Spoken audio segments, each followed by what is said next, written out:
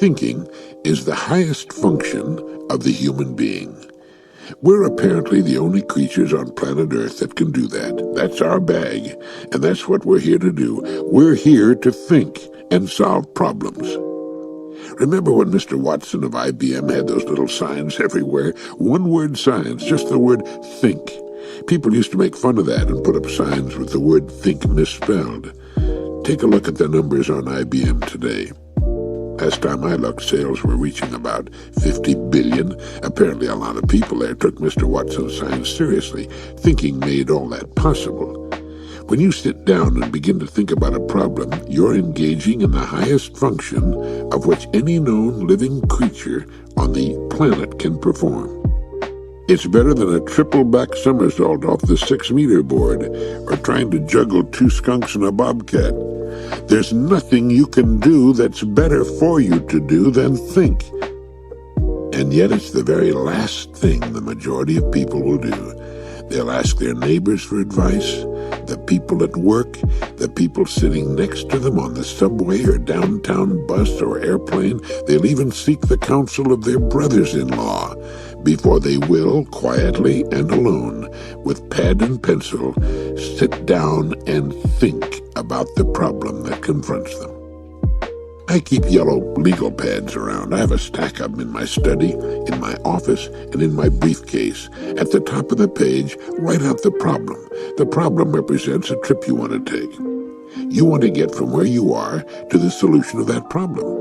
So first, define the problem. A problem defined is half solved, as the saying has it. And it's true. Just seeing the problem spelled out helps to clarify it. Then we can start writing down possible solutions, and we can put down the pencil or pen and stare off into space as we turn the problem over and over in our mind like a chicken on a rotisserie, exposing every part of it to the radiance of our mind and the great powers to which the mind has recourse.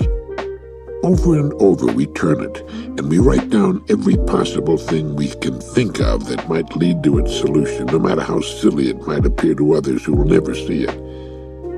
We keep this to ourselves, and we keep looking for answers. Then we ask, are there any books on the subject that might be helpful? Surely other people have had this same problem before. Let's see what they did about it. Are there experts we can contact on the subject? Now that's the sort of counsel we want. And if we think it's a good idea, let's talk it over with someone whose ideas we respect and upon whom we can count for serious help on the matter. And as we crank our rotisserie and consider the problem, we keep our attitude positive about it. We look upon the problem as a challenge, something to solve and overcome, not as something that will continue to block us. We know there's an answer. What is it? And one fine day, as we're taking a stroll or a shower or driving the car or even sleeping, almost always at our leisure, the solution to our problem will appear. It will appear with all the lovely clarity of an elk on the far bank of a mountain lake. And when it does, we write it down, and we continue to write about it. And when it's as clearly defined as we can make it, we try to push farther and see if there are more good solutions lurking just behind it. Sometimes the first answer is a kind of teaser, and there are better ideas further on. So let's push on, writing down whatever else comes to us. And we've solved the problem, for the time being. When we've done that, we've accomplished what we were designed to do. We have solved a problem. Of course, there are 2 kinds of problems. There are convergent problems, and there are divergent problems. Convergent problems are those which, as the word implies, converge. That is, 2 or more factors can be brought together from different directions, which, when brought to an intersection, solve the problem. Building a house is such a problem, and when all the parts are in place, the house is complete. The problem has been successfully solved. All physical problems, or perhaps I should say mechanical problems, are ultimately convergent. Divergent problems are those which deal with other human beings. How to educate people is a divergent problem because what will work for one person won't necessarily work for another. Living successfully in marriage is a divergent problem and one that must be solved on a daily basis. Each day we begin all over again and solve the problems of that day. And even mechanical problems, when solved, are very temporary because of the factor of change. The changes in transportation are a good example, or the changes in communication. What solves the problem today will not necessarily provide the solution a year or two from now or 3 years from now. High-tech products are now on an order of change measured by 3 years. In 3 years, the new product we're using will be improved upon sufficiently to bring up the question of replacement. Each time we solve a problem, we increase our capacity to solve the next one, as well as our attitude toward problems in general. Another anguished cry we hear coming from the mouths of the uninformed goes, "Hey, that's not easy." Or in the case of people even worse off, "Hey, that ain't easy. What's all this business about easy?" It's a factor of affluence, of course. The better off we become, the more we tend to slack off the lines. When people are pampered by a rich system such as ours, when everyone has the equivalent of about 200 servants working for him, to say nothing of the horsepower at his command, there's a tendency to do less and less, and what is done tends to be fairly easy. About those 200 servants, that's what the experts tell us our modern age provides us with in the way of running water, hot water, electricity, automatic this, automatic that, modern stoves, refrigerators, central heating, radio, television, power lawnmowers. The horses, of course, are under the hoods of our cars. All of it, when compared to what our forefathers had to do for themselves in the wilderness, amounts to having about 200 servants. But it's much better than even 200 servants could have provided. So we start with that. Before we do any serious thinking at all, we have all that working for us. All we need concern ourselves with is the question, where do we go from here? Or perhaps two questions. Where do I want to go, and how do I want to get there? So get the yellow pad, lined is best, and go to work with your rotisserie. You are at this moment the sum total of your thoughts to this point. How do you feel about that? Does it feel good?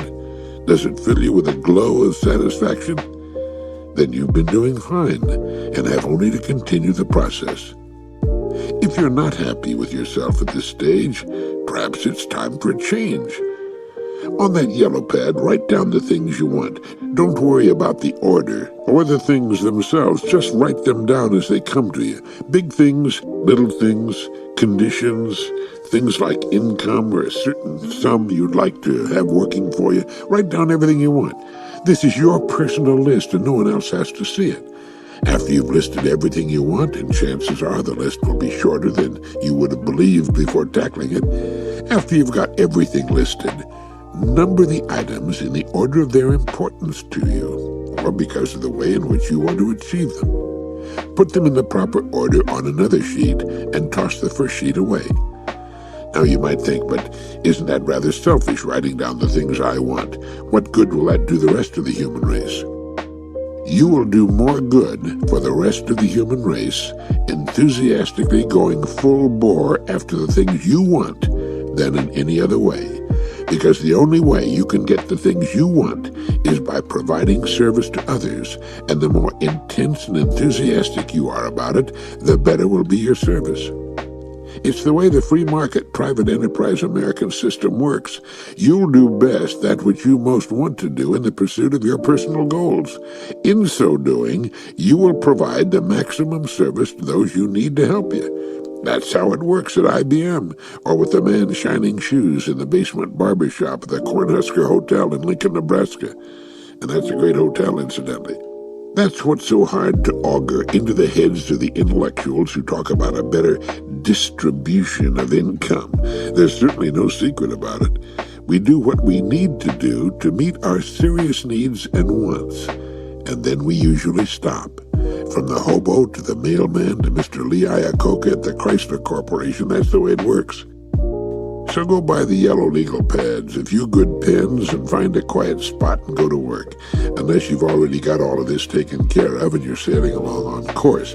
If that's the case, you already know about all of this and how wonderfully it works. It's sure a lot of fun when you know how. You see, we become what we think about.